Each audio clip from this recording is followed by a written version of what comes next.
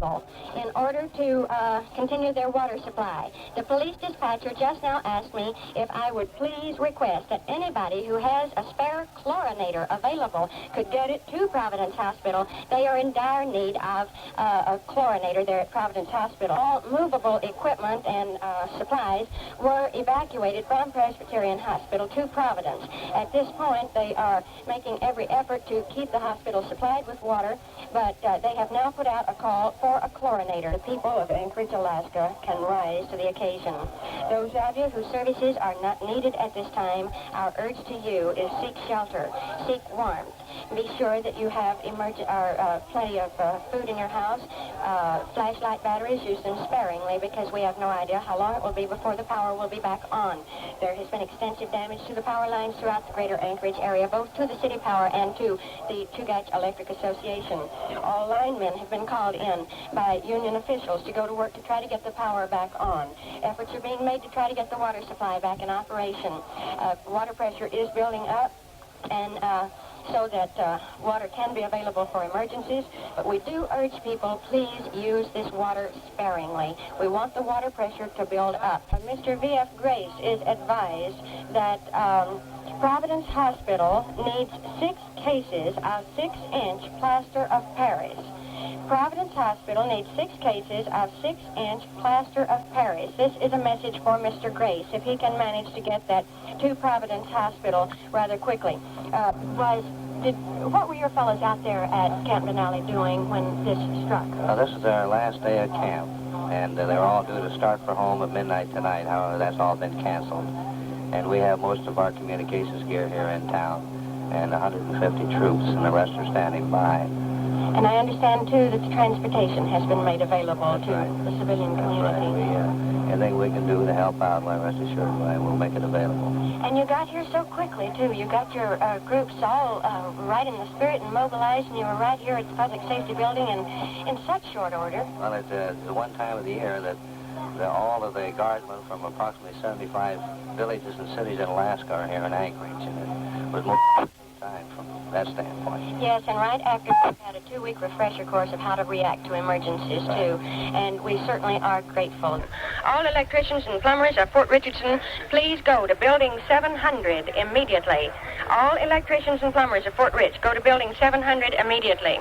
Howard Forbes would like it be known that he will be at Mike Whitmore's. A message to Kenneth Sadler. Mrs. Sadler is fine. Kenneth Sadler is out in the bush and listens on a transistor radio. Mrs. Sadler is fine. A message to Walter Hart at Kenai. A message to Walter Hart at Kenai. Lee Hart is fine. Jim Murphy and Bill Somerville at Point Hope. Your families are A-OK. Boy Scout troop that went overnight to McCute Creek left at 4 o'clock yesterday. Due back tomorrow. Bill Noble would like to get a message, if at all possible, as to their whereabouts and if they are all right. Mel Flieger, we've received a call here at the fire station. Mel Flieger, who lives on 86th Avenue, the fire department dispatcher said it sounded like children calling, and they said, please come home. Mr. and Mrs. Dick Fisher are still here at the police headquarters at 6th and C, waiting for any word of their children. Their home went off the bluff. They're out there in the Turnagain area where we understand a great deal of damage took place. I have here a very interesting person I think can tell us about some of the damage out at International Airport. We have Chris von Imhoff, the Scandinavian Airways System Manager at International Airport, and he tells me that he was in the office. Is that right, Chris? That's right. On what floor is the office? I was on the 2nd floor. And what happened? Well, when the first movement started, I didn't even know what was happening, and as it got stronger, I tried to go out to the ramp, and the doors were locked because they're already starting to rebuild the airport. So as it got stronger, I finally had no choice but jump out the window. Were the windows already breaking from the... Well, actually, I had first to slam through my foot, and none of them were broken, and so I got through and just cut myself a little bit on. And so just as I got out the window, I saw the flight tower, it just cracked together like a piece of match. It didn't fall, it more or less fell into itself. And as we ran right towards it, and we could see already some cracks on the runway a little bit right near the airport. tried to help some of the people up there. One was just coming out. His head was bloody, but he was injured, but he seemed to be all right for the first few minutes. And one person who was jammed in, and I'm afraid he might be a fatality. That's not for sure yet. We were able to get out 2 people on the bottom who were in the flight kitchen, a waitress and a cook. It took us a half hour to dig them out with saw and jacks and everything else. But how many people in the area there managed to escape and assist in the rescue operations at International Airport? I think in the flight tower, these were the only really injured people. The rest of them were able to run out somewhere or the other. So I think those 2 people which were in the flight kitchen and were jammed in for about an hour, plus that one person on the tower, that FAA man, I think these were the only 3 injured persons that I know of. There were some fire trucks and who tried to lift up the flight tower to help out this one man who was completely covered with rocks, and I think they got him out after about 10-15 minutes, but I don't know what his situation is. So altogether, when I left, it just looked worse than after the war, and I have been over there. It just is a terrible mess. You compared this to the way Europe looked during the war. Have you ever gone through an earthquake before? I have never really experienced an earthquake like that, no. But, I mean, the end effect was the same if there was a bomb blast, a major effect, or an earthquake. Except the bomb blast sometimes takes longer than this. Just take a few seconds and the whole tower and all the buildings collapsed. So the worst thing I've ever seen. Well, we certainly do thank you, Chris, for this eyewitness account. By the way, how about the main portion of International Airport building? Did it collapse, or any of the walls collapse in it? Some of the walls collapsed, and the inside, of course, all the kitchens and all the inside areas are completely unusable. Everything fell, but the walls itself, most places, are still standing.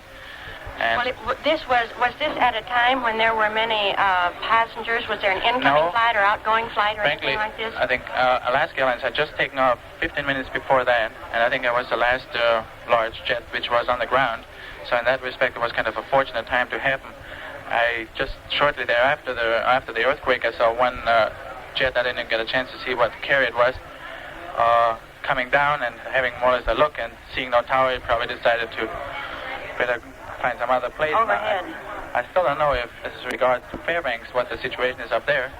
I don't either. We're trying to establish communications with them and attempt to find out what the situation is in Fairbanks. I hope that our ham operator, Walt Sauerbier, was able to get the message around to Copenhagen that your crews were all right, too. Well, they came here and asked us if there was any way to get the word out. I think they're right now over at the hospital helping out with some serum, which I was very pleased to hear. Wonderful. Thank you so much for your help, Chris. It's been nice meeting you. That was Chris von Imhoff, the manager of Scandinavian Airways System, who has just given us an eyewitness account of the complete collapse of the International Airport flight tower and severe damage to the structure of the International Airport terminal. We would like to reiterate the warning that a tidal wave is expected in the Anchorage area. We have received word that it can be expected in this area at any time. We have no idea how high it is, what its intensity is. But we understand the damage was somewhat extensive, and we also understand that after it hit and pulled back, it dropped some 20 to 30 feet, and they are now bracing themselves in Cordova for the second slap of that tidal wave. This is quite a common occurrence now for a second tidal wave to hit after the first one has pulled out. We do not know how hard it will hit here in Anchorage. However, it probably will lose some of its force by the time it reaches here, but we want to warn people once again, in the lowland areas, in those tideland areas that have been built up as residential areas, from L Street out toward the inlet, head for higher ground, because it is better to take precautions now before a tidal wave hits than to be sorry later. It has already hit Kodiak. We understand that Kodiak sustained terrific damage. We understand, too, that Juneau has been hit by it, Seward and Homer, and as we said, the report was, we don't know what the damage was in those places, and we don't actually know what the damage was in Cordova, but we understand that when the tidal wave dropped, it receded some 20 feet. We are very fortunate right now that the tidal wave will hit at a time when we do have low tide. We do have a low tide, and so it will possibly diminish some of the difficulties brought on by this tidal wave. But please, any of you in the lowland areas, get out of those lowland areas and head for the hills. We have been asked once again by the state police to contact Chuck Drummond. Chuck Drummond of Dew, Alaska, is requested to notify one of the police agencies as to your whereabouts. If you do not have transportation, we can furnish it for you. But he is needed urgently to install the chlorinator at Providence Hospital. Just in case we cannot locate Chuck Drummond, if anybody else is capable of installing the chlorinator at Providence Hospital, and they do need it, and they need it desperately, would you please contact either the state police or the city police, or go to your nearest fire station and tell them you are available. We can get the word then over the shortwave communications. We have here a fellow from the Alaska Railroad. He would like for us to contact Elton Jurgens of Seward. He would like a complete report on the damage to the railroad facilities at Seward, the cranes, the dock facilities, warehouses, and the rolling stock. So if Elton Jurgens of Seward can pick up our report down there, Alaska Railroad would like a complete report as soon as possible as to the damage of the railroad facilities, cranes, dock facilities, warehouses, and the rolling stock. I tell you, we also have a shortwave operator parked right down here at the end of the building, and he has made contact with Seward. Maybe he could help you, put you in contact with one of the hams in Seward.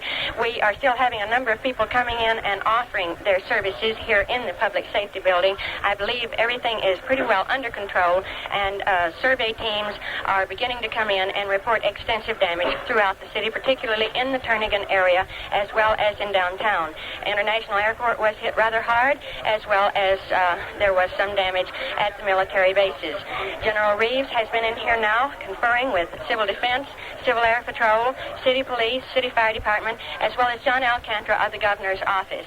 All of the state of Alaska, all of the military installations, all military and civilian personnel have turned to and are giving a terrific effort right now on an evaluation, search, and rescue. All right, here I am talking to Jack Capon, managing editor of the Anchorage Daily News, and to Bill Tobin of the Anchorage Times. Bill, you said now that you were down there at Penny's at the time this hit. Tell us about it. What happened? I was just parking in front of Penny's on 5th Street when the quake started. And I was just about pulled into the curb and was aware of the shaking, of course, and thought initially that someone behind me was plumping into the car. And when I finally became aware that an earthquake had hit, it was most obvious just by people in the streets, running in the streets. So I got out of the car, left the motor running, and got into the middle of 5th Street with, maybe 15, 20 people who were out there.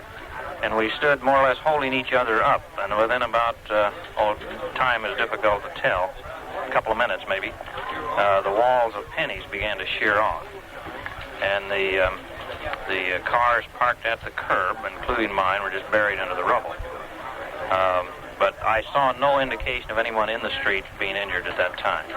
And then I guess you proceeded down to the Anchorage Times building to survey any damage there? I started running for the Times building. A woman stopped and gave me a ride, and she turned at the corner of Holy Family Church. I went inside and ran into Father Murphy and told him that the Penny's building looked very badly damaged, and that suggested that he should go down there right away, which he did. And I went into the Times building, and the building appeared all right, but inside was a shambles. Jack Capon, I understand, were you at the Daily News building at the time this happened? Yes, I was in the office typing away when this thing happened, and of course, as Bill has graphically described it, everything began to sway. At first I thought it was just a routine tremor, so to speak, and then very obviously as the walls began to crack, it wasn't. Our staff, we were just skeleton at that time. It was about 5:30 in the evening. We decided to go out into the street, which we did, and the utility poles were swaying, and a water main blew up across the street from us, and big cracks opened in the pavement at our feet, and huge trailer trucks parked in the back of the Daily News building toppled over on their side. As far as our own operation is concerned, we're a shambles. It's hard to say just how extensive the damage is. It's serious. The building was damaged in at least 2 corners. One wall caved in. And I, just as Bill says, I'm very doubtful that we'll publish tomorrow. We'll try, but I'm very doubtful. Do you have any other observations of the general scene, either then or now, Bill Tobin? Well, just the city itself is incredible, just to walk around and see it all dark. And I'm impressed by the way things are being run here, which certainly are orderly. They seem to be getting things done. We still have no official indication of what the losses are, except we all find no argument with the mayor's word that the damage is very extensive. Now, as Police Chief John Flanagan has said, we are primarily waiting for daylight so that survey teams can go out and complete surveying the rubble and the damage. By the way, we have had a request from the district engineer's office to request that all employees of the district engineers and anyone else who is qualified to estimate property loss and damage, please report to the district engineer's office at 8 a.m. tomorrow. All employees of the district engineers and anyone else qualified to estimate property loss and damage, please report to the district engineers 8 a.m. tomorrow. We have another message that Bob DeLoach is all right. He's been working here at Civil Defense Headquarters in the Public Safety Building all along. His family doesn't know where he is, but Bob DeLoach is all right. We've also received word that the Bar Road is very slick. It is extremely hazardous. So anybody traveling on the Bar Road, please drive with caution.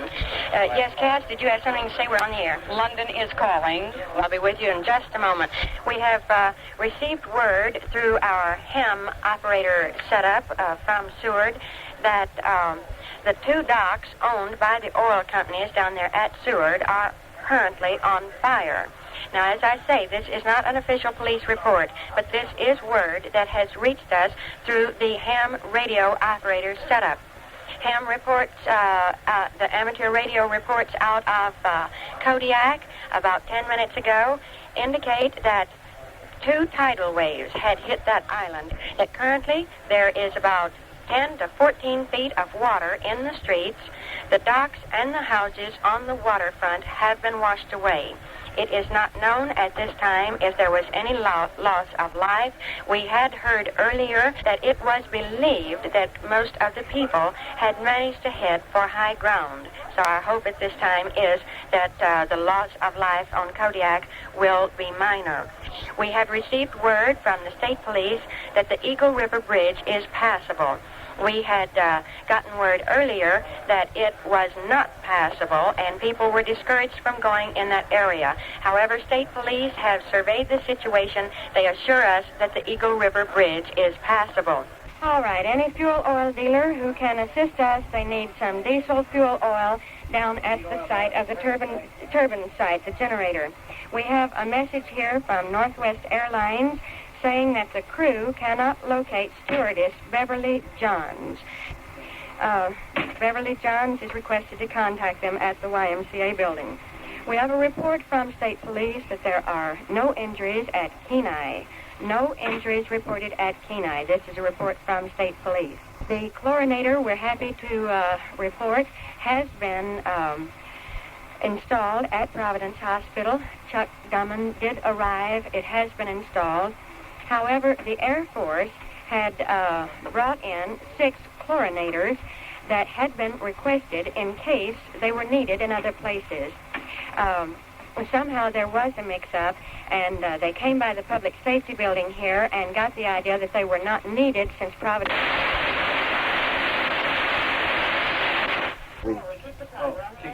Yes, we're ready to go again. The plug got kicked here, and we ran out of power. I thought maybe it was one of those little trimmers. Now then, back to this problem of the chlorinators. If the fellows from Elmendorf are listening, the ones who thought that the chlorinators would not be needed and took them back to Elmendorf, Donald Penner of the Greater Anchorage Health District, the sanitation engineer, has requested that those 6 chlorinators be returned to the public safety building. We don't know if they will be needed or where or when they will be needed, but we would like to have them here so that when an emergency call comes in, we can rush them out and install them as needed. So if the Air Force men with the chlorinators would return them to the public safety building, we would be mighty beholden to you. We have word from Fort Beluga. Is that Fort Beluga? The Frank Smith family is at the home of Red Dodge. So Frank Smith at Beluga, your family is safe and at the home of Red Dodge. I also have received a report from a person who is monitoring stations from the lower 48 states. He said that one Seattle station reported that Seattle felt an earthquake at precisely the same time that the tragic quake hit Anchorage here. He said, according to this radio report out of Seattle, the Space Needle swayed. This person monitoring outside, Bob Nelson, said that Juneau Station reported that an area in Louisiana also had an earthquake at approximately the same time. He heard Sacramento, California station broadcast that small tidal waves in Hawaii had occurred and that the islands were bracing themselves. They were expecting more. We had received an earlier report that tidal waves were being expected as far away as Japan. We have also, of course, received the report that the quake was felt as far away as Houston, Texas, and that there have been tidal waves all up and down the California coast. Once again, we might say that we do want to remind these key personnel of the city to report at 3 a.m. at the Public Safety Building in the upstairs. A staff meeting will be held. It is at this staff meeting that plans will be made for the operations that will be carried on here in the greater Anchorage area tomorrow. We have another message to Mr. Nolfi, NOLFI, in Cordova at the Northern Hotel. The message says, your family has been contacted and everything is okay. I understand that KFAR in Fairbanks is monitoring us and is relaying messages to the South 48. I wonder if the person in KFAR would take down a message for me and get the word to my family in Bonham, Texas, that the Chance family is all right. That is Bonham, B-O-N-H-A-M, Texas. Place a collect call to Judge A.S. Broadfoot, B-R-O-A-D-F-O-O-T, at Bonham, Texas, and tell him that the Chance family is all right. I'll appreciate this if the message can get to Texas, for I know that my family, as well as everybody else's, is very concerned over the safety of their loved ones up here. I've been so involved trying to assist down here in the coordination of the message service at the Civil Defense headquarters that I really hadn't stopped to think how worried and concerned my parents must be. So if my friends in Fairbanks would please call collect Judge A.S. Broadfoot, Bonham, Texas, and tell them the Chance family is all right. All 5 of us are safe. None of us received a scratch. We have another message here to Anselewskis at Soldotna, Anseluskis at Soldotna, and G. Oskolkoff at Ninilchik. To Anseluskis at Soldotna and to G. Oskolkoff at Ninilchik. Your relatives in Anchorage are all right. Signed, Bill and Alice Bowens. A message to Clyde With, W-Y-T-H-E, at Homer. Your daughter is okay. Damage at 4th and Cordova light.